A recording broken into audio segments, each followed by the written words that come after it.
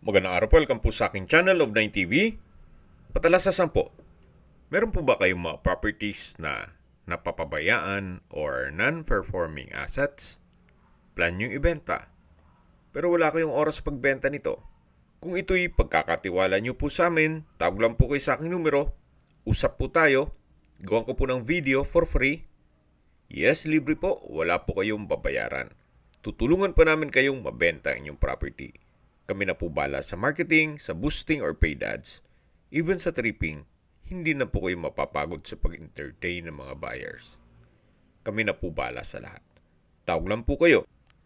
Meron po tayong bagong video presentation na malapit po sa Alabang Hills. Ito po ay isang residential property na may lot area na 265 square meters at corner lot. Ito pong 2-story house ay may floor area na 180 square meters. At tungkol naman sa dokumento nito, ito'y titulado, kaya wala po kayong maging problema sa documentation o sa transfer ng title. Ito pong bahay ay may 5 bedrooms, 3 toilet and bath, 2 car garage at naka-landscape na po dito sa harapan ng bahay. Yan po, may mga ornamental plants at dito po sa corner side, pwede po kayong maglagay ng dipping pool. Hanggang sa dulo po yan. Malaki pa po ang espasyo nito. Hanggang dito po ay may landscape. Ito pong bahay ay well-maintained, kaya ready for occupancy. Wala na po kayong ipapagawa dito. Kung hanap nyo po isang property na nasa Alabang area at malapit po sa San Beda College na pwedeng lipatan kaagad, at kung may estudyante po kayo sa San Beda, ito na po yung hinahanap nyo. Ito po yung main door, naka-solid wood door. At dito na po tayo sa living area o salas. Naka-ceiling cove design, may pin lamps, modern ceiling light fixtures, may customized glass windows, at malaki po ang espasyo nito. Tungkol naman po sa mga furnishings, hindi po kasama yan. So, bare lang po ito, as in literal na house and lot lang. Walang furnishings. Ang kagandahan po dito sa marble flooring ay mas matibay po ito sa tiles. So, kahit mabagsakan po yan ng mabigat na bagay, ay hindi po basta-basta magkakaroon ng crack. So, dito po ay may glass window papunta dito sa covered lanai. Sa ngayon, nilagyan muna nila ng mga kagamitan, pero dyan po sa likod niyang trapal ay yung corner side na may landscape. Then meron pong console table and drawer, at ito naman po yung hagdan. Mamaya po akit tayo dyan. Then meron pong family area. Hanggang dito po ay naka-marble flooring. Yan po yung sliding glass door papunta sa dining area. At dito naman po yung access door na papunta naman dito sa covered car garage. Nakakasya po dito ang dalawang sasakyan. Then yan po yung main gate. At dyan po tayo dumaan kanina nung pumasok tayo dito sa loob ng property. So ito po yung first bedroom. Kung meron man po kayong PWD or senior citizen sa pamilya, etong kwarto na to ang para sa kanila. Malaki naman po ang espasyo nito at meron pong glass window at wall-mounted wooden rack. Then may study table. Mula naman po dito sa first bedroom, paglabas nyo po ay katabi lang nito yung common toilet and bath. May wall-mounted hand wash basin, vanity mirror, tile bathroom wall, may water closet with bidet, at sa dulo po yung shower. So mula po dito sa first bedroom at common toilet and bath, balik po ulit tayo dito sa may dining area. So meron na rin pong split type aircon, naka-ceiling cove design, modern light fixtures, at may decorative wall. So mula po dito sa dining area, meron pong breakfast nook at yung formal kitchen. may kitchen countertop, kitchen drawers and cabinets, then wall-mounted kitchen cabinet, at wall-mounted rack. Meron din pong customized kitchen window. Then, ganun din po dito, may decorative glass wall. At ito po yung access door papunta sa preparation kitchen or working kitchen. Ang iba naman ay tinatawag itong dirty kitchen. May kitchen countertop, double stainless sink with faucet, kitchen cabinets, naka-tiled flooring. Ito po yung double stainless sink with faucet.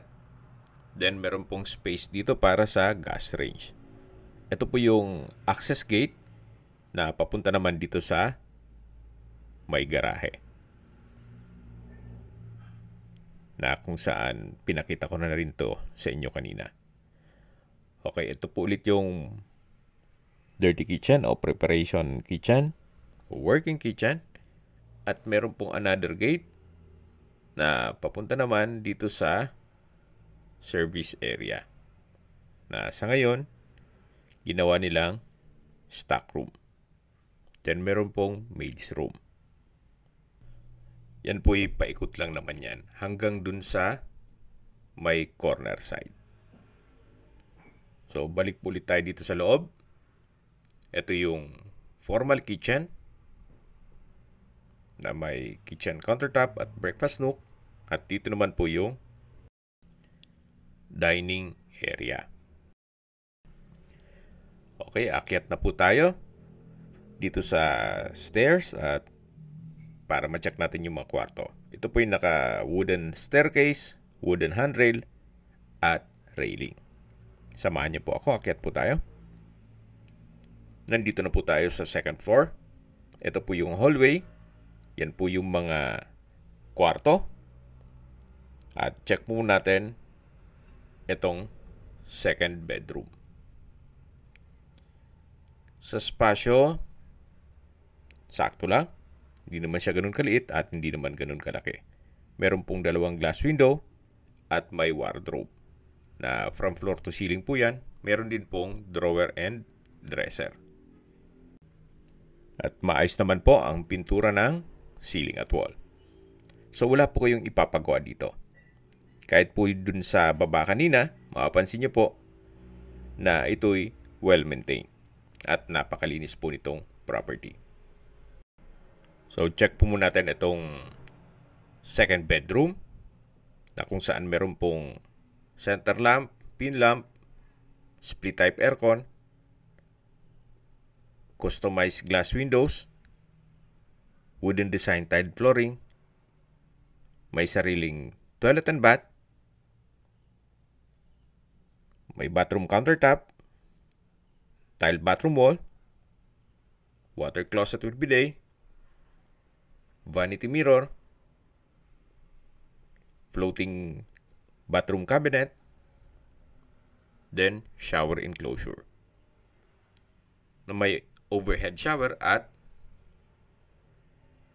water heater set. From floor to ceiling din po itong tiled bathroom wall.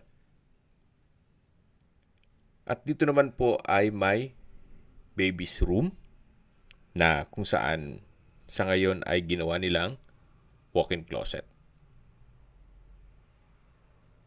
So mula po dito sa baby's room, meron din po siyang nakabukod na pintuan. Itong baby's room at yung third bedroom ay Jack and Jill po itong toilet and bath. Ito naman po yung common toilet and bath. Naka-tiled bathroom wall po. From floor to ceiling po yan. May pedestal bathroom sink. Then vanity mirror. Water closet with bidet. May shower enclosure. Water heater set. Working po yan. At meron pong bathroom window. Napakaganda po ng disenyo nitong tiled bathroom wall. So ito po yung common toilet and bath dito sa second floor. Then ito po yung last bedroom. Malaki po ang espasyo niya.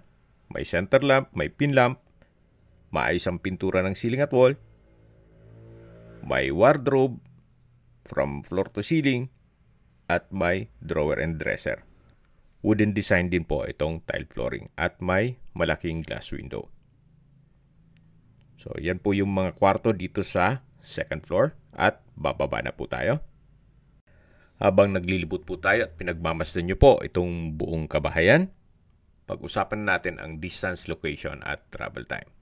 Ito pong property ay napakalapit lang po sa Alabang Hills, San Beda College, Mulito Lifestyle Center, SNR Membership Shopping, Alabang Town Center, sa mga hotels, restaurants, fast food, even car dealers, at iba pang business establishments. Ganun po kaganda ang lokasyon nitong property. At mula po sa Festival Mall, ang distance is 3 kilometers at ang travel time is 11 minutes. Mula naman po sa Asian Hospital and Medical Center at sa Alabang Public Market, ang distance is 4.1 kilometers at ang travel time is 12 minutes. Yan po yung lagi kong binabanggit sa inyo na dapat nyo i-consider sa paghanap ng property, yung meron pong malapit na hospital. Hindi ko naman po sinasabing sakitin kayo. Yan naman po for emergency purpose lang naman. At mula naman po sa Skyway Ramp, ang distance is 2.2 kilometers at ang travel time is 7 minutes. Ang Skyway po ay connecting North Luzon Expressway at ibang parte ng Metro Manila. Mula naman po sa Manila o sa airport, ang distance is 17 kilometers at ang travel time is 35 minutes via Skyway. Baka mas mabilis pa kung walang traffic. Okay, sa presyo na po tayo.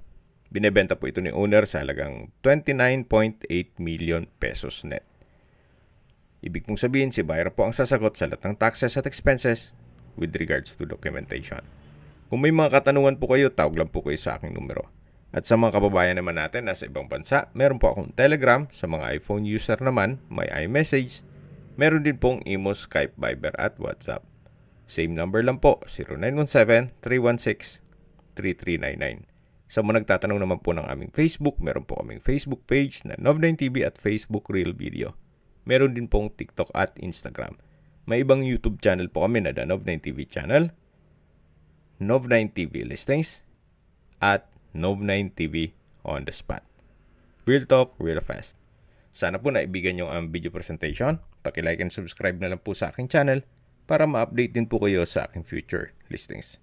Kung sakali po hanap nyo yung mas malaking sukat na lupa, meron din po kami ibang listings na pwede nyong pagpilian. Huwag po kayo mag-atubiling tumawag sa amin. Then let us know your budget para malaman namin kung anong property pwede namin alok sa inyo. Sa lahat pong viewers, subscriber at nagtiwala po sa amin, salamat po sa suporta. Ingat po kayo lagi at yung pamilya. Maraming salamat po.